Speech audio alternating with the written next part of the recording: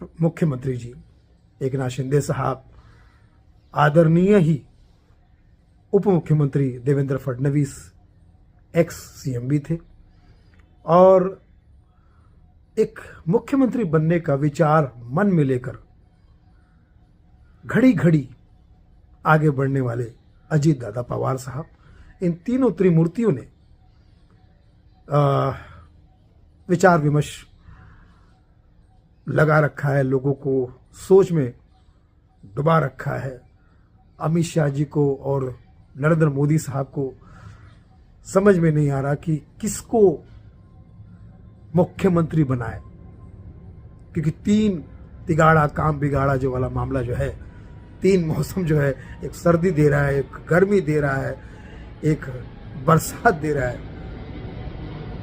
सर्दी हो गई है, एकनाथ शिंदे साहब को गला बैठा है, और बरसात जो है देवेंद्र फडणवीस दे रहे हैं, क्योंकि बहुत ही वोटों की बरसात हुई है बीजेपी से, और गर्मी दे रहे हैं हमारे वॉचमैन यानी कि घड़ी मैन हमारे अजीत दादा पवार जी। तो अब आप हम सब सोच रहे हैं कि कौन होगा। जैसे क्या लगता है कि जैसे अभी एकनाथ जी जो है उनके नाम में ही एक है, नंबर 1, तो नंबर 1 को ही 1 होना चाहिए, क्योंकि उन्होंने लाडली बहना भी योजना लाई थी, बहनों की योजना लाई, लेकिन मिल गया बहुमत बहुमत मिल गया। इस चक्कर में उनका गला बैठ गया है, उनको मुख्यमंत्री का पद सता रहा है, इसलिए वो चले गए अपने गांव सतारा है ना, क्योंकि उनको डर सता रहा कहीं ऐसा ना हो कि वो उप मुख्यमंत्री बन जाए, और उप मुख्यमंत्री बनना तो मतलब ये उनका दिल जो है हारा है, ये सोच के दिल उनका हारा है। और तो गला बैठा हुआ तो मुख्यमंत्री तो मुझे लगता है कि इन्हीं को बना देना चाहिए। मैं वो इलेक्शन की उंगली की बात कर रहा था, जो अब अमित शाह जी जो है देखेंगे कि किसको वोट ज़्यादा पड़े और कैसे क्या हुआ, तो उंगली वो एम्पायर बन के किसका एम्पायर बनाएंगे मुझे पता नहीं, लेकिन मुझे लगता है कि एकनाथ शिंदे साहब ने बहुत अच्छा काम किया है ना, और ऑटो से शुरुआत की और ऑटोमेटिक मुख्यमंत्री बन गए, धनुष्य बाण भी लेकर आए, इस मनुष्य ने धनुष भी लाया। लेकिन अब आप देखिए, जो तीर चलता है, कभी तीर निशाने पे लगता है, कभी तुक्का हो जाता है। तो एकनाथ जी, भले अच्छा हुआ कि आपका गला बैठा है, आप कुछ बोलिए मत, मुख्यमंत्री बने रहिए, क्योंकि बोला हुआ शब्द और निकला हुआ तीर वापस नहीं आता है। आप शांत रहिए, महाराष्ट्र की जनता पर भरोसा कीजिए, क्योंकि ये नॉर्मल राष्ट्र नहीं है, ये महाराष्ट्र है, और महाराष्ट्रीय होने के नाते मेरी शुभकामना आपके साथ में है कि आप मुख्यमंत्री बन सकते हैं, क्योंकि आप टोटल वाइट कॉलर आदमी है। आपको हमेशा मैंने वाइट एंड वाइट में देखा है, तो मुख्यमंत्री पद के लिए भी आपको इनवाइट किया जाएगा। देवेंद्र फडणवीस जी के बारे में क्या कहें, 20 तारीख का इलेक्शन था, और नाम में ही इनके 20 है, देवेंद्र फडणवीस है ना, हमारे नागपुर के हैं, और पुना येन उन्होंने मराठी में कई बार बोला था। उनके पास हर चीज़ का एक्सपीरियंस है, वो मुख्यमंत्री भी रह चुके, उप मुख्यमंत्री भी रह चुके, तो वो तो दोनों में खुश है।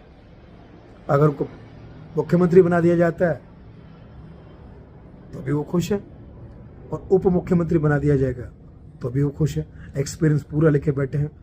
तो मुझे लगता है कि, लेकिन कहीं ऐसा ना हो कि दिल्ली में नरेंद्र मुख्यमंत्री बनाए, महाराष्ट्र में देवेंद्र, क्योंकि भैया इंद्र फैक्टर तो काम करेगा, है ना। मैं पुनः येन वाला उन्होंने जब बोला था कि मैं मुख्यमंत्री पद से जा तो रहा हूँ, लेकिन वापस जरूर आऊँगा, तो मुझे ऐसा लगता है कि शायद देवेंद्र फडणवीस जो है वो भी मुख्यमंत्री पद पे विराजमान हो सकते हैं, क्योंकि बीजेपी की सीट्स बहुत ज़्यादा आई है, बहुमत बहुत ज़्यादा मिला है।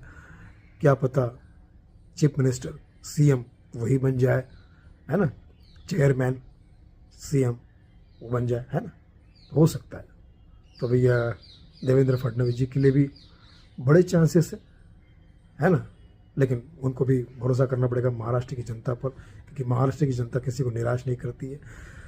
अब अजीत दादा पवार के लिए ये कहें भैया कि जैसे मैंने कहा ना 3 ऋतु है, सर्दी, गर्मी, बरसात। तो ये अपने आप में शरद ऋतु है।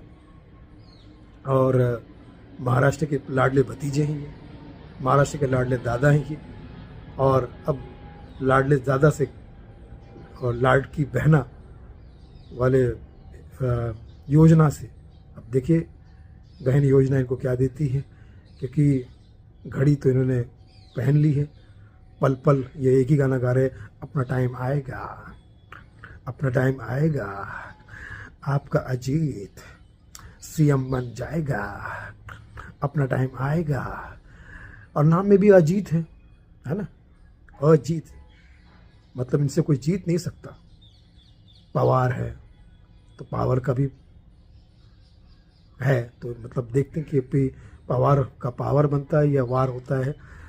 मगर तीनों ही बहुत ही तजुर्बेकार बंदे हैं। और खासकर अगर इनको मुख्यमंत्री बनाया जाता है अजीत दादा को, तो बनाना चाहिए, क्योंकि एक मौका इनको भी देना चाहिए, क्योंकि भैया ये उप मुख्यमंत्री तो बहुत रह चुके हैं, बहुत बार। लेकिन अब इनको आगे बढ़ना है तो मुख्यमंत्री भी बन सकते हैं, है ना।